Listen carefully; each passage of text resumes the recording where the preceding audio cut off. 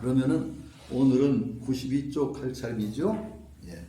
현묘함을 찬현 제14 현묘함을 찬수라는 것에 관하여 맞죠? 예. 네. 예. 한번 전부 번역을 읽죠. 우리가 원문을 또 읽는다는 건 사실은 한문 원문 읽어도 한문 원문은 잘 모르니까 번역을 한번 쭉까지 읽어보고 얘기를 하기로 하죠. 보아도 보이지 않는 것을 이름하여 이라고 하고 들어도 들리지 않는 것을 희라고 하며 잡아도 잡을 수 없는 것을 이름하여 미라고 하니 이 세 가지는 어떻게 물어볼 수 있는 것들이 아니다. 그러므로 그것들을 합해서 하나로 여긴다. 그것은 위에 있는데도 환하게 드러나지 않고 그것은 아래에 있는데도 깜깜하지 않으며 연속하여 끊이지 않는데도 무엇이라고 이름할 수 없다. 그러면서도 만물의 형체 없는 무영역으로 되돌려 돌아가게 하니 이것을 형상 없는 형상, 물질 없는 형상이라고 하며 이것을 황홀한 것이라고 합니다. 앞으로 맞이해도 그 시작을 알 수 없고 뒤따라가도 그 끝을 알 수 없다. 태고의 도를 가지고 지금의 있는 것들을 제어하며 태고의 시초를 알 수 있으니 이것을 도의 요체라고 합니다. 여기까지가 아주 재밌는 구절이죠. 첫 번째 시지불견 명활이 보아도 보이지 않는 것 이것을 이라고 표현한다. 이제 이거 한문 번역을 하는데 시지불견 명활이 이름하여 이라고 한다. 이게 요즘 번역을 하면 이렇게 할 필요가 없이 보아도 보이지 않는 것을 이라고 하고 그러면 돼요. 이름하여 빼도 되죠. 번역은 그렇죠? 이름하여를 넣으면 확실해야 됩니까? 뭐 그런 건 없어요. 이라고 한다. 보아도 보이지 않는 것 그걸 뭘까요? 여기서는 화산공주는 색깔이 없는 것이라고 했어요. 색깔이 없는 것. 이 지금 보아도 보이지 않고 하는 그것을 뭘 지시하는 것 같아요? 뭐? 보아도 보이지 않고 들어도 들리지 않는 건 뭘 같아요? 이 말하자면 도라고도 할 수 있고 우주의 시원이라고 할까? 모든 것이 거기서 나온 그것을 이희미라는 표현, 이희미 세 가지로 보통 구별해서 얘기하는데 하여튼 어쨌든 간에 이건 무슨 얘기예요? 우리 감각을 넘어섰다라는 거죠. 감각을 넘어섰다. 도저히 우리 감각에 들어오지 않는다. 감각에 들어오지 않는다는 것은 뭔가? 감각에 들어오는 것은 특징이 있는 거죠. 특징. 자, 이게 우리가 잘 생각해 보세요. 여러분들이 무엇을 보게 되면은 저건 무엇이다라고 하는 것은 대개 뭘 통해서 하는 거예요? 그것이 다른 것과 다른 점을 통해서 합니다. 컵이 아닌 것과의 비교를 통해서 컵이 드러나요. 그렇죠? 아무개 이름 딱 하면은 여기 장형 하면은 어떻게 드러나요? 전체가 다 여러분 마음속에 떠오르질 않아요. 전체는 우리가 다 몰라. 그럼 뭐가 들어오느냐? 남과 그 사람의 다른 모습들이 딱 들어오죠. 특징을 통해서 우리는 파악을 합니다. 특징을 통해서. 그런데 모든 것이 드러나기 이전의 총체성, 전체는 특징이 있나요? 없나요? 특징이 전혀 분화하기 이전의 전체거든요. 그러니까 그건 알 수가 없어요. 안다는 것. 자, 여러분이 이것이 무엇인가를 안다는 게 뭐예요? 안다. 뭘 알아? 안다는 건 어떤 의미인가요? 아니, 이건 좀 철학적으로 좀 재미없는 질문인데 한번 반성을 해요. 안다. 내가 저게 뭔지를 알아. 그건 분명하게 여러분들은 다른 것과의 다른 점을 통해서 압니다. 그게 재밌어요. 성태용이를 안다. 그런 건 안다 하는 순간에 다른 사람과의 차이점이 드러나는데, 갑자기 외손녀가 지금 우리 집에 왔는데 그 녀석이 가족, 전에 얘기했어요. 가족 그림을 많이 그리죠. 가끔가다 그리면. 할아버지를 딱 그리면 표가 딱 나는데 눈썹이 새카매요. 할아버지 다른 사람으로 딱 다르게, 제 엄마도 할머니도 다 그랬는데, 이건 누구 따르는 거 분명히 하는 게 눈썹이 새카매. 이거 할아버지야. 그러니까 그 녀석은 할아버지를 딱 파악하는 특징, 다른 사람과 다른 특징, 눈썹이 진하다는 것이 딱 들어온 거예요. 그러니까 그림이 딱 나오죠. 그렇게 아는 거예요, 우리가 안다는 건. 그런데 안다는 것은 그러면 전체를 아는 거냐? 그런 특징을 통해서 딱 파악하고 나머지 자잘한 부분들은 그림자 속으로, 어둠 속으로 다 잠겨 있어요. 그 우리가 안다는 건 전체를 아는 일은 없어요. 그러니까, 그런데 진짜, 그렇기 때문에 우리가 안다고 하는 순간에 우리 알면은 발귀에 드러나는 부분이 있고, 우리 마음은, 자, 여러분 마음을 보면 얼룩덜룩이 마음이야. 얼룩덜룩이 마음. 얼룩덜룩이라는 건 뭐냐? 마음에 밝게 드러나는 부분이 있고, 반드시 우리 보통 사람들의 마음은 그늘이 생깁니다. 그늘, 그 밑에 딱 드러나게 아는 거, 그거 보면은 나머지는 그늘로 잠겨버려요. 전체를 알 길이 없어. 전체를 몰라. 안다는 건 그래서 한편으로는 많은 부분을 모르는 그림자 속으로 감추는 일이야. 이것도 잘 다 파악해 보세요. 그런데 진인의 마음, 정말 온통 정신이 밝게 깨어있는 사람의 마음은 그늘이 없대. 그늘이 없어요. 자, 우리는 여기를 보면 여기를 못 보죠. 그렇죠? 네.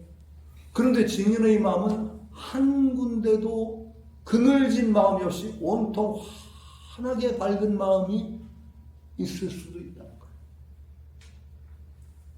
자, 제가 이제 불교도 그 비슷한 얘기를 하는데, 검객의 비유를 해봅시다. 검객이 검을 쓰는 사람의 비유를 통해서 얘기하면은, 검객이 하수인 검객은 하수로 갈수록 자꾸 초식에 매달리고 어디에 마음을 써. 저 사람의 발꿈치를 봐야 되겠다든지, 저 사람의 눈을 본다. 저 사람의 호흡을 관찰한다. 이런 식으로 해서 하나에 주목을 해서, 아니면 또 이런 마음을 해요. 저 사람이 이렇게 공격을 해오면 나는 이렇게 방어를 하고 그 다음에 그 빈틈을 이렇게 찌르겠다는 마음속에 구상이 있어. 자, 그런데 그런 검객의 경지는 상당히 낮아서 상대방이 그렇게 안 해오면 어떡하지? 망하는 거야. 그러고 발꿈치 보면 딴 데 상대방이 고수라 그걸 속여버리면은 완전히 당해버려. 경지가 높아지면 높아질수록 어떻게 되느냐? 비유를 하자면 최고의 경지의 검객, 아주 최상승, 아주 최고 단수의 검객은 어떠냐? 상대방과 내가 칼을 마주하고 있다는 사실도 있는데, 그래 온통 마음이 환하게 밝아서 어디에 편중됨이 없이 환하게 보기 때문에 어디서 어떤 공격이 들어와도 바로 맞고 어디서 빈틈이 생겨도 바로 칼이 날아갈 수 있다. 그거 어떻게 생각해요? 그걸 이제 영어 외국 사람들 표현을 얘기하면 영어 표현은 그렇게 했습니다. fully awakened라고. fully 완전하게 충만하게 awake 깨어있다. 완전하게 깨어있다. 우리는 깨어있음과 어두움이 함께하는 마음을 가지고 있단 말이지. 근데 여러분들이 공부가 진행되면 진행될수록 어떤 마음 상태가 되느냐? 전체적으로 그늘이 적은 마음이 돼요. 그늘이 적은 마음이 됩니다. 상대방을 보더라도 꼭 어디만 보는 게 아니라 그 사람의 전체가 확 들어와. 그렇기 때문에 우리는 보통은 내 생각이 잘 잡혀서 그 사람의 고기만 보고 모르는 것들도 상대방의 전체성으로 훅 들어가면 저 사람의 어떤 그 전에 못 보던 모습, 어떤 그 은밀한 어떤 표정의 변화라든지 관기찰색이라고 그러는데 나중에 얼굴에 가는 기색까지도 쫙 들어와. 그래서 그 사람이 전체적으로 훅 느껴진다. 그 사람의 특징을 통해서 보든 그것이 아니라 그 사람의 전체성이 쑥 오기 때문에 그 사람 전체하고 상대를 하는 것이에요. 이 도라고 하는 것은 뭐냐? 도는 무에 가깝다고 그랬어요. 무. 도를 무라고 표현하죠. 도와 무는 이제 도의 한 측면을 얘기할 때 무라는 것으로 많이 얘기해요. 무. 이 글자 쓰니까 또 생각이 나요. 제가 어디서 강의를 하면서 글씨 한자 쓰는 그걸 얘기했는데 그것만 쇼츠로 돌아다닌대요. 유튜브에. 제가 문자 쓸 때 꼭 없을 문자 쓸 때는 보통 이렇게 이걸 긋고 이렇게 하면 글씨가 폼이 안 나죠. 왜 중간이 뚱뚱이가 된다고. 문자를 쓸 때는 언제나 V자를 긋고 이렇게 하면은 글씨가 딱 안정감이 있게 문자가 써지는 것과 이 가운데가 하고 이거하고 다른. 제가 얘기했던 게 반대필자 쓰는 게 이렇게 쓰는 거다. 여기서도 얘기했어요. 반대필자. 그렇죠? 반대필자를 마음실자 써놓고서 이게 긁는 게 아니고 이렇게 하고 이렇게 필자에 쓰는 획순이 그렇단 말이에요. 날필자는 참 복잡해서 어려운데 날필자는 뚜껑을 하고 기둥을 중심 기둥을 딱 세우고 이렇게 했습니다. 요게 쇼츠로 돌아다니는데 참 나도 모르는 내가 그냥 쇼츠가 어디 돌아다닌다고 그러다 깜짝 놀랐네. 이런 걸 여기서도 한번 얘기했을 거예요. 없을 무하고 이제 무를 얘기하려면 무와 도가 도를 얘기할 때 도는 이를 붙일 수 없고 유적인 측면보다 무와 도를 상당히 동일시하는 얘기들이 많은데 무를 얘기할 때 무가 뭐냐? 무는 없는 거냐? 없는 거냐? 무가 진정 없다? 그게 아니라고 누가 얘기를 했어. 무라는 건 없는 게 아니라 무를 글자를 얘기하는데 나무를 막 이렇게 세워놓고 나무를 세우고 밑에가 이게 무자의 점네개는 뭐냐? 불이에요. 불을 떼는 거예요. 여기서. 그러면 연기가 올라가는 거죠. 이게 무자예요. 누가 그렇게 근데 연기가 자욱한 거야. 밑에다 나무에서 불을 떼니까 연기가 자욱하면 어떻게 되죠? 안 보여. 없는 건 아닌데 자욱하니까 안 보여. 또 안 보이는 게 무래.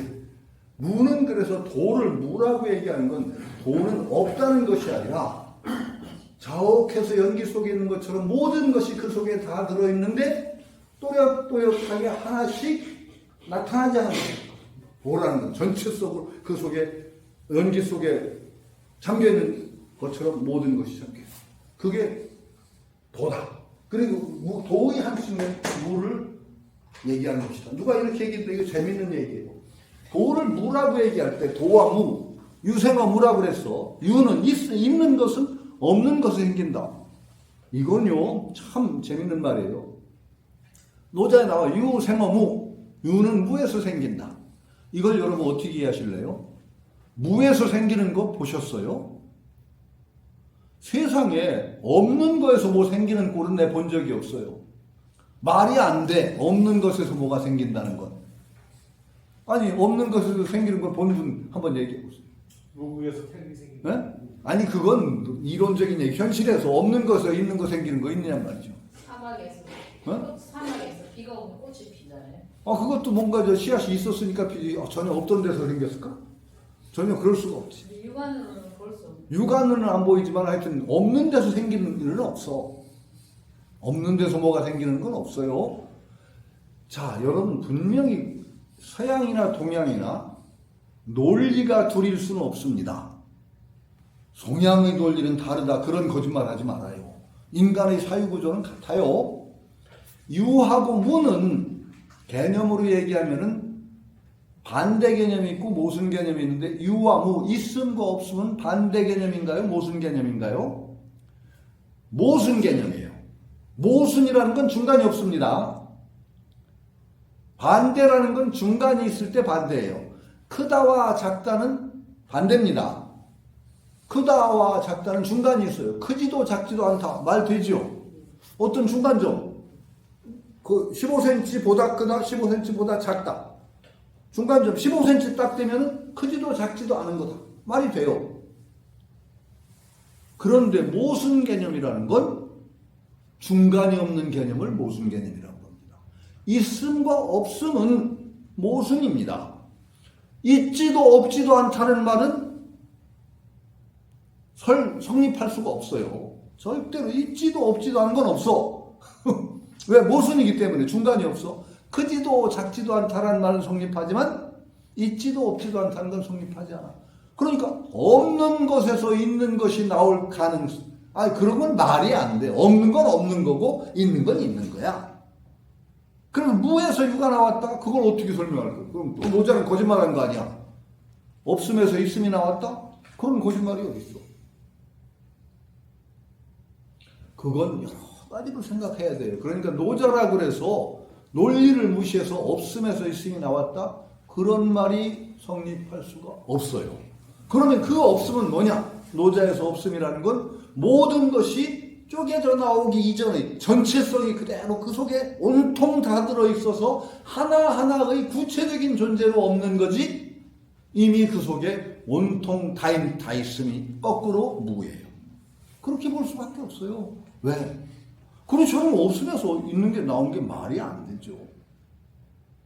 제가 그건 여러 번 얘기했어요. 여러분들이 소크라테스나 플라톤의 산파술 얘기하시죠. 플라톤이 산파술이라고 얘기했어요. 산파술이라는 건 뭐냐? 소크라테스가 한 말로 얘기하는데 자기가 남에게 지식을 주는 게 아니래. 지식을 주는 것이 아니라 이미 알고 있던 것을 다시 회상시킨대.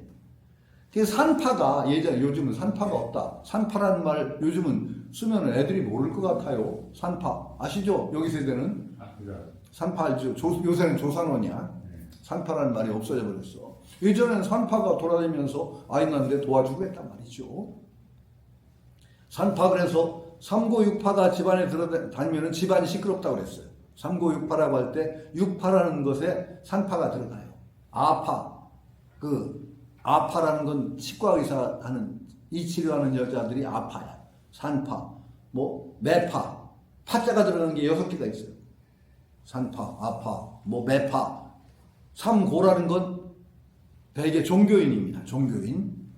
비군이 도교이중 하여튼 삼고예요. 종교인 비슷한 거. 옛날에는 중국의 가옥구조는 내실에 있는 여자들이 바깥과 소통할 수 있는 기회가 별로 없어요. 대개 여자들이 바람나는 거는 삼고육파가 투쟁이었거든요. 그래서 삼고육파가 드나다니면 하여튼 바람이 나든 뭔가 시끄러운 분란이 일어날 때 삼고육파가 대개 매개 역할을 한다는 말이 나오는 거죠. 우리나라도 여성들의 외출 금지 같은 게 외출이 좀 어려웠어요. 우리나라는 사대부 가문의 여자들은 꼭 나가면 보통은 외출할 때 가마 타고 다녀야 됐어요. 가마.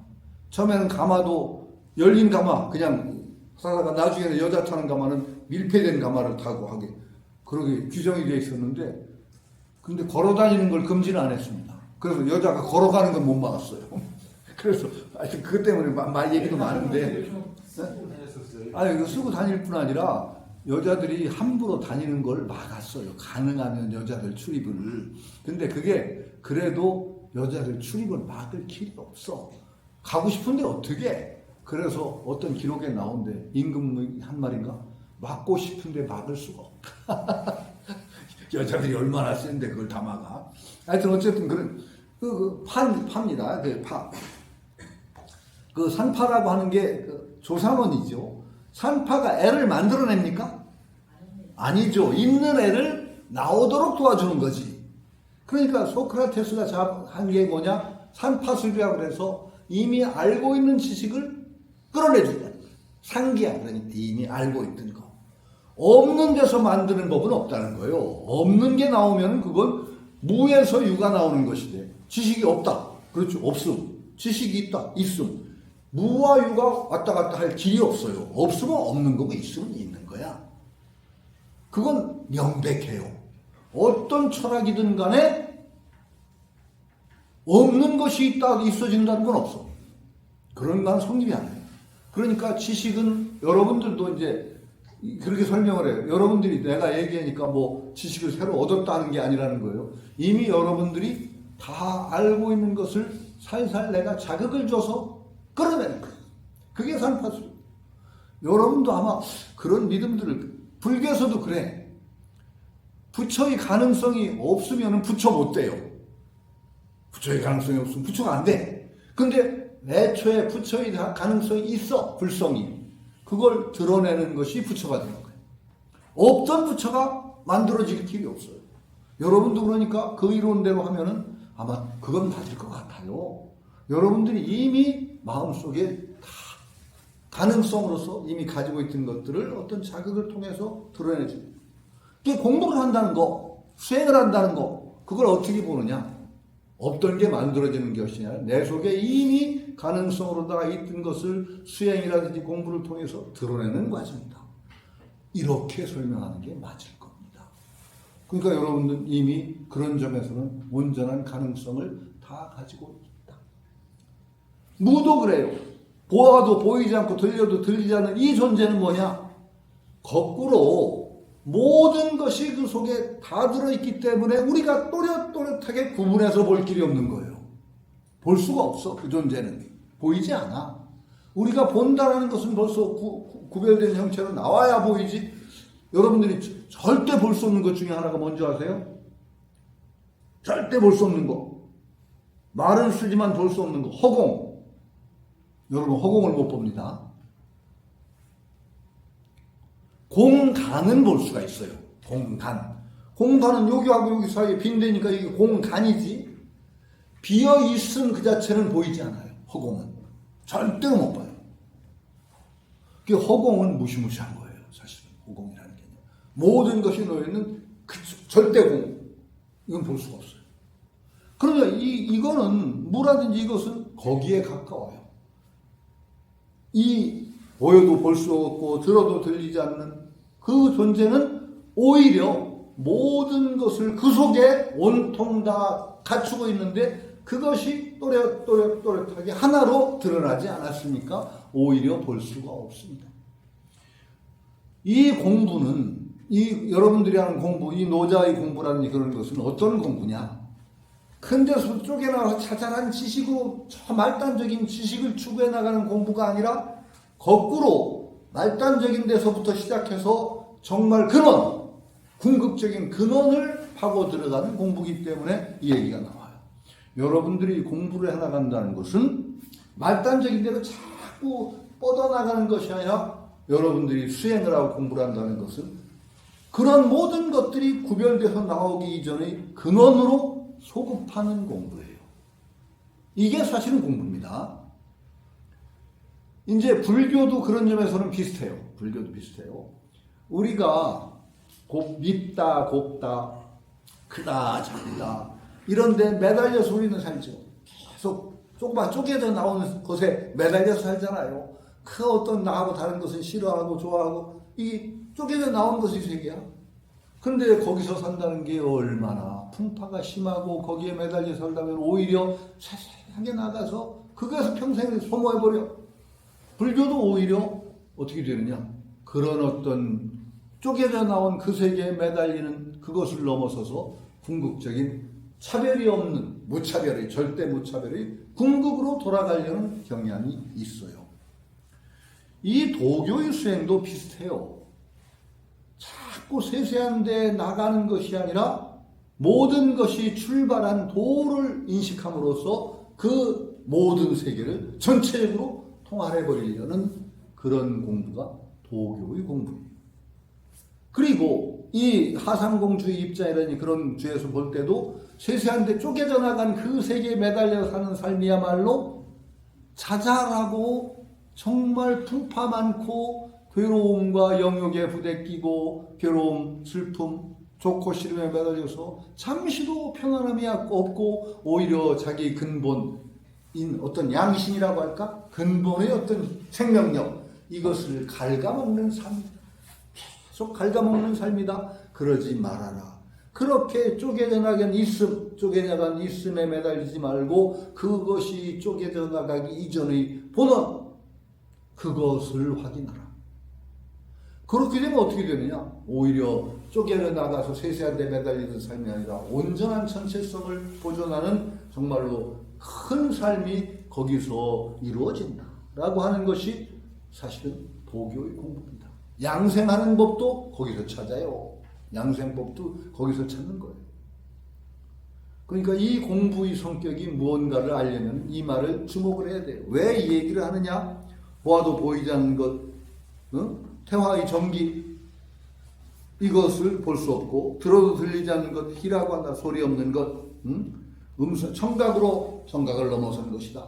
그 다음에 잡아도 잡을 수 없는 것, 그걸 미라고 한다. 이것은 촉각으로 느낄 수 없다. 그러니까 시각, 청각, 촉각, 더 나아가서는 사실은 세 가지만 얘기했지만은 모든 것, 냄새도